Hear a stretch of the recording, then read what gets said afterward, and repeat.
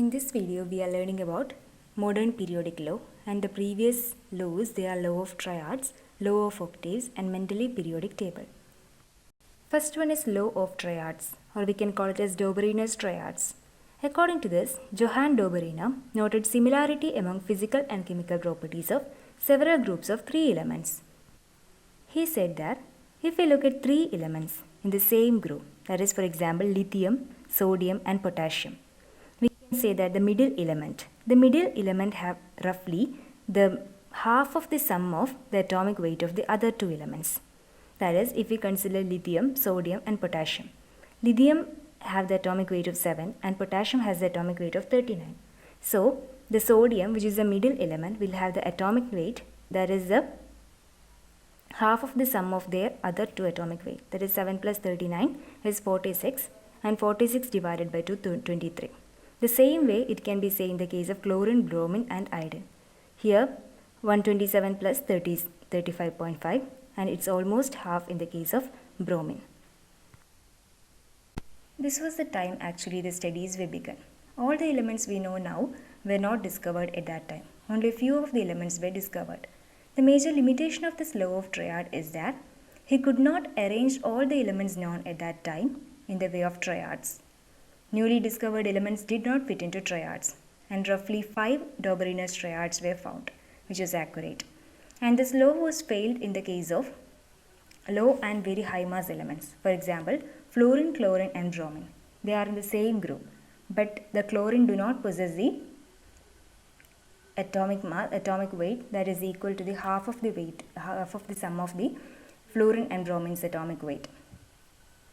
Next arrangement was done by A.E.B.D. Chankotois. He arranged the elements in increasing order of atomic weight and made a cylindrical table of elements, but unfortunately this was not accepted widely. Next one is a famous one, that is Newland's law of octaves. The term oct means that is related to 8.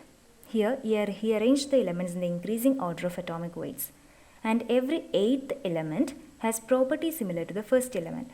For example, we can consider in the case of lithium, sodium and potassium. Sodium is the 8th element after lithium, and potassium is the 8th element after sodium. They all possess similar properties. And the same way we can say that chlorine is the 8th element after fluorine. They also possess some similar properties. There are limitations for this law of octaves too. This was applicable only till calcium. We know that the atomic number of calcium is 40, and this law of octaves is applicable only for those elements which have atomic number less than that of 40. He assumed that only 56 elements existed in nature and no more elements can be discovered. We know that this is wrong because till now 118 elements are known to us. And iron, which resembles cobalt and nickel, were placed far away from these elements. We now know that iron has atomic number 26 and cobalt 27 and nickel 28. And according to his law, he arranged iron far away from cobalt and nickel. Next proposal was done by Lothar. He proposed on arranging the elements in the increasing order of atomic weight.